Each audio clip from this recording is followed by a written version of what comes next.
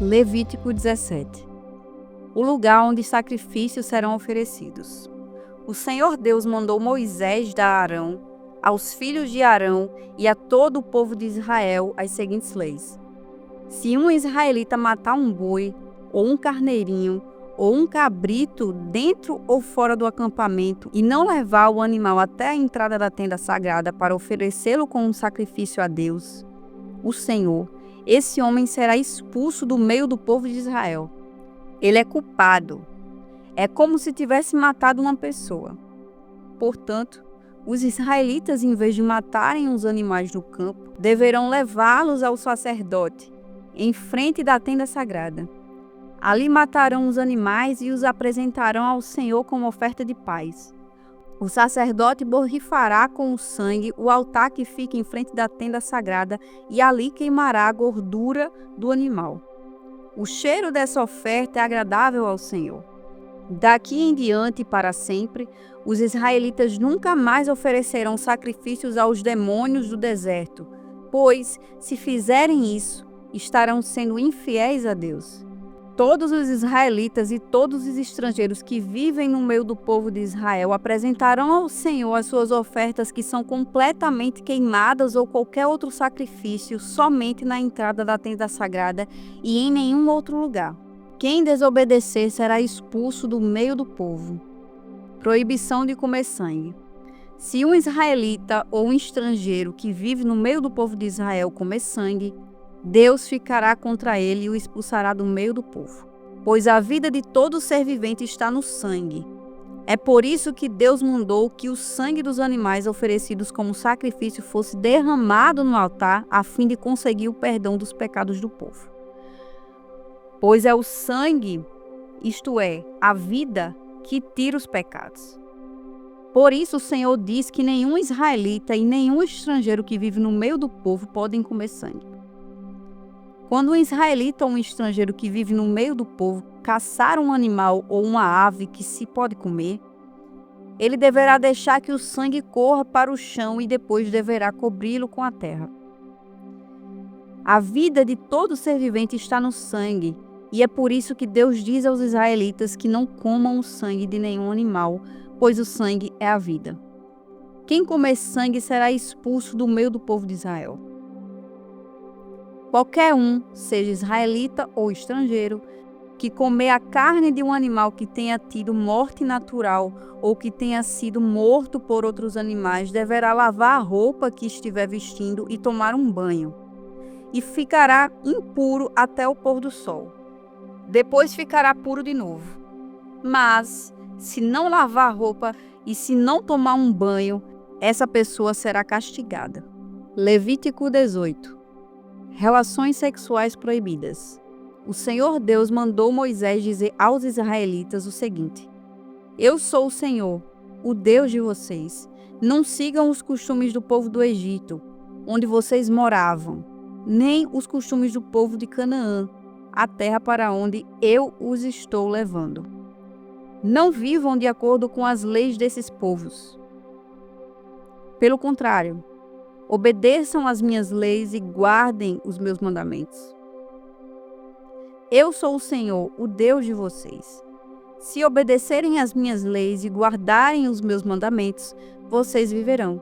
Eu sou o Senhor. O Senhor Deus deu as seguintes ordens para os homens de Israel: Não tenham relações sexuais com uma mulher que seja sua parenta.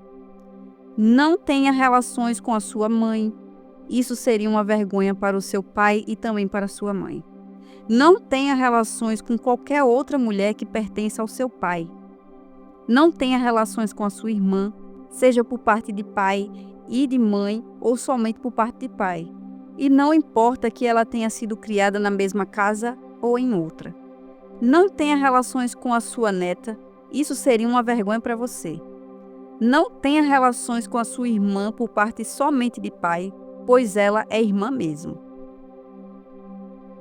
Não tenha relações com sua tia, seja por parte de pai ou por parte de mãe. Não tenha relações com a mulher do seu tio por parte de pai, pois ela é sua tia. Não tenha relações com a sua nora. Não tenha relações com a sua cunhada. Isso seria uma vergonha para o seu irmão. Não tenha relações com a filha ou a neta de uma mulher com quem você já teve relações. É possível que ela seja sua parenta, e isso seria uma imoralidade. Não case com a sua cunhada, irmã da sua esposa, enquanto esta estiver viva. Isso criaria inimizade entre as duas irmãs. Não tenha relações com a mulher durante a menstruação. Não tenha relações com a mulher de outro homem. Isso torna você impuro. Nenhum pai deverá entregar o filho ou a filha para servir o deus Moloque. Isso seria profanar o santo nome de Deus, o Senhor. Nenhum homem deverá ter relações com outro homem. Deus detesta isso. Ninguém, homem ou mulher, deverá ter relações com um animal. Isso é uma imoralidade e a pessoa fica impura. E Deus disse ao povo de Israel: não façam nenhuma dessas coisas, pois vocês ficarão impuros, como ficaram impuros os povos que eu vou expulsar da terra que vai ser de vocês. Os pecados daqueles povos fizeram com que a terra onde eles moravam ficasse impura. Por isso eu castiguei aquela terra, e ela está expulsando os seus moradores. Mas vocês todos, tanto os israelitas como os estrangeiros que vivem no meio de vocês, obedeçam às minhas leis e aos meus mandamentos e não cometam nenhuma dessas imoralidades. Pois foram esses os pecados que os homens que moravam naquela terra cometeram, e por isso ela ficou impura. Portanto, que não aconteça que vocês façam a terra ficar impura e que ela os expulse, como fez com os povos que moravam lá. Quem cometer um desses pecados será expulso do meio do povo de Israel. Obedeçam a todos os meus mandamentos e não imitem os costumes imorais dos povos que moravam naquela terra antes de vocês. Não se tornem impuros. Eu sou o Senhor, o Deus de vocês. Provérbios 28. Os maus fogem, mesmo quando ninguém os persegue, mas o homem honesto é valente como um leão. Quando a nação tem líderes inteligentes e sensatos, ela se torna forte e firme. Mas, quando a nação peca, ela muda de governo a toda hora. Um pobre que explora outros pobres é como a chuva que destrói tudo e acaba com as colheitas. Quem não respeita a lei de Deus está do lado dos maus, mas quem lhe obedece está contra eles. Os maus não sabem o que é justiça, mas os que procuram conhecer a vontade do Senhor sabem muito bem. É melhor ser pobre e honesto que rico e desonesto. O moço que obedece à lei de Deus é inteligente, porém o que anda em más companhias é uma vergonha para o seu pai. Quem fica rico emprestando dinheiro a juros altos, explorando o povo, acaba deixando a sua riqueza para quem é bondoso com os pobres. Deus despreza até as orações de quem não obedece à sua lei. Quem engana uma pessoa honesta e a leva a fazer o mal, cairá na sua própria armadilha, mas quem é correto será bem recompensado. Os ricos sempre pensam que são sábios, mas o pobre que é inteligente os conhece muito bem. Quando os bons alcançam o poder, todos festejam, mas quando o poder cai nas mãos dos maus, o povo se esconde de medo. Quem tenta esconder os seus pecados não terá sucesso na vida, mas Deus tem misericórdia de quem confessa os seus pecados e os abandona. Quem teme o Senhor é feliz, mas quem se revolta contra ele cairá na desgraça. Como um leão furioso ou um urso feroz, assim é o governo mau que domina o povo pobre. O governador sem juízo será um ditador cruel. Aquele que odeia a desonestidade governará por muito tempo.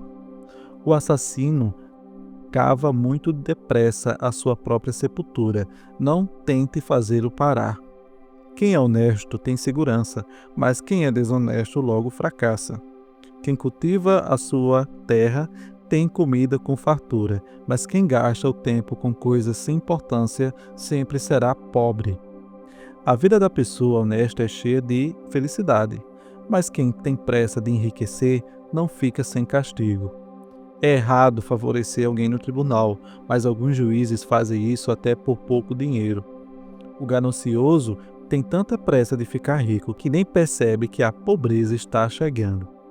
Corrija uma pessoa e no futuro ela apreciará isso mais do que se você a tivesse elogiado. Quem acha que não é pecado roubar do seu pai ou da sua mãe é pior do que um ladrão comum. O egoísta sempre causa problemas. Quem confia no Senhor terá sucesso. Quem confia em si mesmo é tolo, mas quem segue os ensinamentos dos sábios terá segurança. Quem dá aos pobres não passará necessidade, mas quem faz de conta que os pobres não existem será muito amaldiçoado. Quando os maus sobem ao poder, o povo se esconde de medo. Quando eles caem do poder, o número das pessoas honestas aumenta. Mateus 13. O semeador. Naquele mesmo dia, Jesus saiu de casa, foi para a beira do lago da Galileia, sentou-se ali e começou a ensinar. A multidão que se ajuntou em volta dele era tão grande que ele entrou num barco e sentou-se e o povo ficou em pé na praia. Jesus usou parábolas para ensinar muitas coisas. Ele disse: Escutem, certo homem saiu para semear.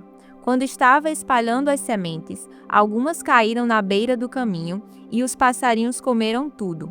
Outra parte das sementes caiu num lugar onde havia muitas pedras e pouca terra. As sementes brotaram logo porque a terra não era funda, mas, quando o sol apareceu, queimou as plantas e elas secaram porque não tinham raízes. Outras sementes caíram no meio de espinhos, que cresceram e sufocaram as plantas. Mas as sementes que caíram em terra boa produziram na base de 100, de 60 e de 30 grãos por um. E Jesus terminou dizendo: Se vocês têm ouvidos para ouvir, então ouçam. Porque Jesus usava parábolas. Então os discípulos chegaram perto de Jesus e perguntaram: Por que é que o Senhor usa parábolas para falar com as pessoas? Jesus respondeu: A vocês Deus mostra os segredos do reino do céu, mas a elas não. Pois quem tem receberá mais, para que tenha mais ainda, mas quem não tem, até o pouco que tem lhe será tirado. É por isso que eu uso parábolas para falar com essas pessoas, porque elas olham e não enxergam, escutam e não ouvem, nem entendem. E assim acontece com essas pessoas o que disse o profeta Isaías: Vocês ouvirão, mas não entenderão, olharão, mas não enxergarão nada, pois a mente deste povo está fechada. Eles taparam os ouvidos e fecharam os olhos. Se eles não tivessem feito isso, os seus olhos poderiam ver, e os seus ouvidos poderiam ouvir, e a sua mente poderia entender, e eles voltariam para mim, e eu os curaria, disse Deus. Jesus continuou dizendo: Mas vocês, como são felizes, pois os seus olhos veem e os seus ouvidos ouvem. Eu afirmo a vocês que isto é verdade. Muitos profetas e muitas outras pessoas do povo de Deus gostariam de ver o que vocês estão vendo, mas não puderam, e gostariam de ouvir o que vocês estão ouvindo, mas não ouviram. Jesus explica a parábola do semeador. Então escutem e aprendam o que a parábola do semeador quer dizer. As pessoas que ouvem a mensagem do reino, mas não a entendem, são como as sementes que foram semeadas na beira do caminho. O maligno vem e tira o que foi semeado no coração delas. As sementes que foram semeadas onde havia muitas pedras são as pessoas que ouvem a mensagem e a aceitam com alegria, mas duram pouco porque não têm raiz. E, quando por causa da mensagem chegam os sofrimentos e as perseguições, elas logo abandonam a sua fé. Outras pessoas são parecidas com as sementes que foram semeadas no meio dos espinhos. Elas ouvem a mensagem, mas as preocupações desse mundo e a ilusão das riquezas sufocam a mensagem, e essas pessoas não produzem frutos. E as sementes que foram semeadas em terra boa são aquelas pessoas que ouvem e entendem a mensagem e produzem uma grande colheita, umas 100, outras 60 e ainda outras 30 vezes mais do que foi semeado.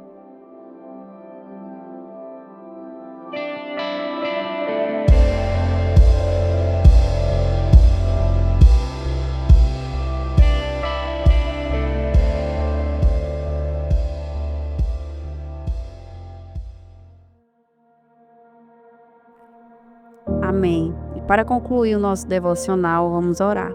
Senhor, nosso Deus, nosso Pai, estamos aqui, Deus, para te agradecer por tudo, te agradecer por esse momento de reflexão da tua palavra, te agradecer por esse dia, Senhor, que o Senhor tem nos livrado, que o Senhor tem trazido, Pai, os teus renovos, Senhor, sobre as nossas vidas, trazido, Senhor, as tuas provisões, que embora seja muitas vezes invisíveis, Senhor, que nós não possamos ver, mas o Senhor é aquele que cuida de cada um de nós nos mínimos detalhes e que possamos, Senhor, ser gratos por isso. Ser gratos, Senhor, pelo que hoje temos, pelo que nós vemos e o que nós não vemos, Senhor. Eu te peço que o Senhor envie, Pai, os teus anjos para lutar onde nossos olhos não possam ver, nas guerras espirituais, Senhor. Eu te peço, Senhor, libertação. Eu te peço, meu Pai, que o Senhor venha estar conosco a cada dia, nos guiando, Senhor, na tua vontade, nos dando força, nos revelando, Senhor, o teu caminho, revelando, Senhor, o teu amor, Pai. Eu te peço, Senhor, que o Senhor venha abraçar cada um, que o Senhor venha consolar, Pai, que o Senhor venha trazer, meu Deus, aquilo que só o Senhor pode. Eu te louvo, Jesus, por hoje. Eu te louvo, Senhor, pelo amanhã. Eu te louvo, Jesus, por tudo. Fica conosco. Amém.